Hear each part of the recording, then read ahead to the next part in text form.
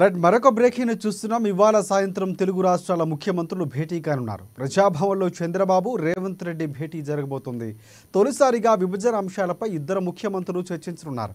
సమావేశంలో ప్రధానంగా షెడ్యూల్ 9, 10లోని సంస్థల విభజనపై చర్చించుకున్నారు.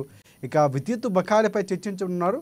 9వ షెడ్యూల్లోని పెండింగ్లో ఉన్న 23 సంస్థల పంపిణీ, 10వ షెడ్యూల్లో ఉన్న పెండింగ్లో ఉన్న 30 సంస్థల పంపిణీపై కూడా ముఖ్యమంత్రులు చర్చించనున్నారు.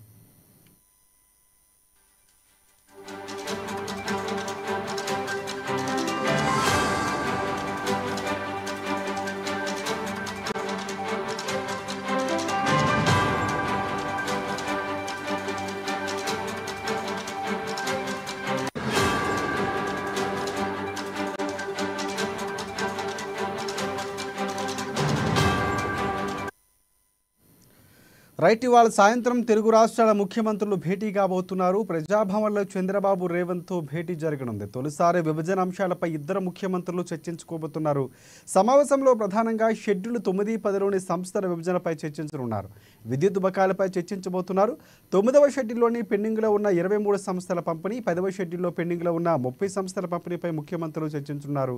ఉద్యోగాలు అలాగే పోలవరం మిగతా ప్రాంతాలకు సంబంధించి కూడా పూర్తి స్థాయిలో విభజన హామీలకు సంబంధించి చర్చించబోతున్నారు ముఖ్యమంత్రులు. దీనికి సంబంధించి పూర్తి అప్డేట్స్ అందించేందుకు మా హైదరాబాద్ ప్రతినిధి రాంబాబు మనకి లైవ్లో సిద్ధంగా ఉన్నారు. ఎస్ రాంబాబు, చెప్పండి. రాజశేఖర్ సాయంత్రం 6 గంటలకు తెలుగు రాష్ట్రాల ముఖ్యమంత్రులు నందమూరి నారా చంద్రబాబు నాయుడు అదేవిధంగా రేవంత్ రెడ్డి ఇద్దరు కూడా ఇటు భేటీ కాబోతున్నారు. ప్రజాభవన్ వేదికగా జరగబోయేటువంటి ఈ యొక్క భేటీలో ప్రధానంగా రాష్ట్ర విభజనకు సంబంధించినటువంటి అనేక అంశాలను కూడా ప్రస్తావించేటువంటి అవకాశం ఉంది. రాష్ట్రం ఏర్పడ్డ తర్వాత 10 సంవత్సరాల తర్వాత ఈ యొక్క సమావేశానికి అత్యంత ప్రాధాన్యత సంతరించుకుంది. 10 సంవత్సరాల నుండి అపరిష్కృతంగా ఉన్నటువంటి అనేక సమస్యలను కూడా పరిష్కరించే దిశగా అయితే ఈ తెలుగు రాష్ట్రాల ముఖ్యమంత్రులు అయితే భేటీ కొనసాగబోతోంది. చంద్రబాబు నాయుడు, రేవంత్ రెడ్డి భేటీతో రాష్ట్ర వ్యాప్తంగా ఇటు అనేక రాజకీయ పక్షాలు కూడా ఆసక్తిగా ఎదురు చూస్తున్నాయి. ఈ యొక్క భేటీలో ప్రధానంగా దేనిపైన అంటే ముఖ్యంగా ఈ చర్చించేటువంటి అంశాలు పరిష్కారం అవుతాయా లేదా, లేకపోతే 10 సంవత్సరాల తర్వాత మొదటిసారిగా ముఖ్యమంత్రులు ఈ యొక్క అంశాలపైన భేటీ అవుతున్నారు అనేటువంటి ఆసక్తి అయితే నెలకొంది.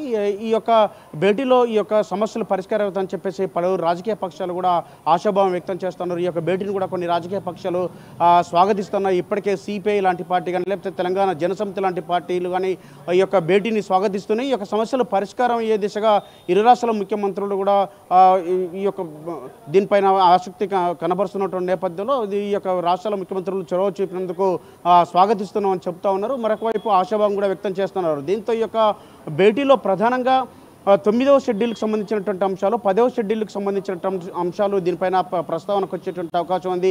2014లో రాష్ట్రం ఆవిర్భవించిన తర్వాత, తెలంగాణ రాష్ట్రం ఆవిర్భవించిన తర్వాత ఇటు ఏపీ పునర్వ్యవస్థీకరణ చట్టంలోని అనేక అంశాలు కూడా పెండింగ్లో ఉండిపోయినాయి. వీటిని పరిష్కరించలేదు. ఇటు కేంద్రం కానీ లేకపోతే రాష్ట్రాలు కానీ కూర్చొని పరిష్కరించినటువంటి పరిస్థితి లేదు. కేంద్రం వేసినటువంటి కమిటీ మాత్రం మొత్తం 91 అంశాలు 9వ షెడ్యూల్లో ఉన్నటువంటి అంశాల్లో కూడా 68 వరకు పరిష్కరించిన ఇంకా 23 అంశాలు కూడా పరిష్కారం కాలేదు. మరొకవైపు 142 అంశాలు ఈ యొక్క 10వ షెడ్యూల్లో ఉన్న ఇవి కూడా 30 అంశాలు ఇంకా పరిష్కారం కాలేదు. దీనికి సంబంధించి ఇటీవలే ఇటు ఏపీ భవన్ సంబంధించినటువంటి సమస్య కూడా పరిష్కారం అయినటువంటి పరిస్థితి ఉన్నది. దాంతోపాటుగా ఇటు తెలంగాణలో కూడా ఇటు సెక్రటేరియట్ కానీ అసెంబ్లీ కానీ తదితర అంశాలను కూడా ఇప్పటికే ఏపీ తెలంగాణకు అప్పగించినా కానీ అనేక అంశాలు కూడా అపరిష్కృతంగా ఉన్నాయి. ఇటు ఆస్తులకు సంబంధించినటువంటి అంశంలో ముఖ్యంగా ఇటు సిఐడి కార్యాలయం కానీ లేకపోతే లేక్యూ గెస్ట్ హౌస్ కానీ హెరిటేజ్ భవన్ కానీ ఇవన్నీ కూడా పరిష్కరించలేదు. అట్లే పెండింగ్లో ఉన్నాయి. దాంతోపాటుగా ఇటు ఆస్తులకు సంబంధించినటువంటి అంశం కానీ భూములకు సంబంధించినటువంటి అంశాలు కూడా పెండింగ్లో ఉండిపోయినాయి. నిధులకు పంపిణీ కూడా జరగలేదు. దాంతోపాటుగా వడ్డీల చెల్లింపులకు సంబంధించినటువంటి అంశం కానీ అప్పులకు సంబంధించినటువంటి అంశం కానీ ఎక్కడ కూడా ఈ పరిష్కారం కాలేదు. మరొకవైపు అత్యంత ప్రధానమైనటువంటి ఉద్యోగుల విభజనకు సంబంధించినటువంటి అంశం కూడా పెండింగ్లో ఉండిపోయింది. ఏపీకి సంబంధించినటువంటి క్యాడర్ ఏపీకి వెళ్తామని చెప్పి, తెలంగాణకు సంబంధించినటువంటి క్యాడర్ తెలంగాణకు వెళ్తామని చెప్పి అనేక సందర్భాల్లో చెప్తా ఉన్నారు. ఉద్యోగులు కూడా ఆందోళన చేస్తూ ఉన్నారు. కానీ సమస్య మాత్రం పరిష్కారం కాలేదు. 30 సార్లు ఇక్కడ అధికారుల స్థాయిలో భేటీ అయినా కానీ ఈ సమస్య పెండింగ్లోనే ఉండిపోయింది. ఇంకా ఉద్యోగులు అలానే ఉండిపోయినారు. దీంతో ఉద్యోగులు కూడా ఆందోళన చెందుతూ ఉన్నారు. ఇప్పటికైనా ఈ యొక్క భేటీ ద్వారా తమ రాష్ట్రాలకు పంపిస్తారని చెప్పేసి ఆశాభావం వ్యక్తం చేస్తూ ఉన్నారు. ఈ భేటీకి అయితే అత్యంత ప్రాధాన్యత సంతరించుకుంది. 6 గంటలకు ప్రారంభమయ్యేటువంటి ఈ భేటీలో ఏపీకి సంబంధించినటువంటి అంటే ముఖ్యమంత్రి చంద్రబాబు నాయుడుతో పాటుగా ఇటు మంత్రులు ఇటు కందుల దుర్గేష్, అదేవిధంగా సత్యప్రసాద్, బీసీ జనార్దన్ రెడ్డి, వారితో పాటుగా సిఎస్, అదేవిధంగా ఆర్థిక శాఖ ముఖ్య కార్యదర్శి, ఇటు తెలంగాణ ముఖ్యమంత్రి రేవంత్ రెడ్డితో పాటుగా మంత్రులు బట్టి విక్రమార్క, దుద్దిల్ల శ్రీధర్ బాబు, పొంగిరెడ్డి శ్రీనివాసరెడ్డి, సిఎస్ శాంతికుమార్, అదేవిధంగా ఆర్థిక శాఖ ముఖ్య కార్యదర్శి కూడా ఈ యొక్క భేటీలో అంటే సమావేశంలో పాల్గొనబోతున్నారు. దీంతో ఇరు రాష్ట్రాల మధ్యలో ఉన్నటువంటి అనేక సమస్యలను కూడా పరిష్కారం దిశగా ఈ యొక్క భేటీ కొనసాగనుందని చెప్పేసి అభిప్రాయం వ్యక్తం అవుతున్నది. ఇప్పటికే ఈ యొక్క కలిసి కూర్చొని మాట్లాడుకుంటే 99% అంశాలు కూడా పరిష్కారం అవుతాయని చెప్పేసి పలువురు అభిప్రాయపడుతున్నటువంటి నేపథ్యంలో ఈ భేటీకి అయితే అత్యంత ప్రాధాన్యత సంతరించుకుంది. ఈ భేటీలో ఈ సమస్యలు కూడా పరిష్కారం అవుతాయని చెప్పేసి ఆశాభావం వ్యక్తం చేస్తున్నటువంటి నేపథ్యంలో ఈ యొక్క సమస్యలను కూడా ఇప్పటికే దీనికి సంబంధించినటువంటి లేఖను ఒక ముందడుగేసి చంద్రబాబు నాయుడు రేవంత్ రెడ్డికి ఒక లేఖ రాయడం, సమస్యలను పరిష్కరించుకుందాం అని చెప్పేసి హైదరాబాద్ వేదికగా ఏదైనా మీటింగ్ ఏర్పాటు చేయండి కోరినటువంటి నేపథ్యంలో ఇటు స్పందించినటువంటి ముఖ్యమంత్రి రేవంత్ రెడ్డి కూడా వెంటనే ప్రజాభవన్ వేదికగా ఈరోజైతే ఇటు సమావేశాన్ని ఏర్పాటు చేయడం జరిగింది. అందుకు సంబంధించి ఏర్పాట్లను కూడా గత 2 రోజుల నుండి ఇటు డిప్యూటీ సీఎం సిఎస్ శాంతికుమార్ కూడా ఏర్పాట్లను చేయడం జరిగింది. ఈ యొక్క భేటీ తర్వాత ఇప్పటికే జాయింట్ ప్రెస్ మీటా లేకపోతే మీడియా సమావేశం ప్రెస్ నోట్ అనేది కూడా ఉండేటువంటి అవకాశం కూడా కనపడుతుంది.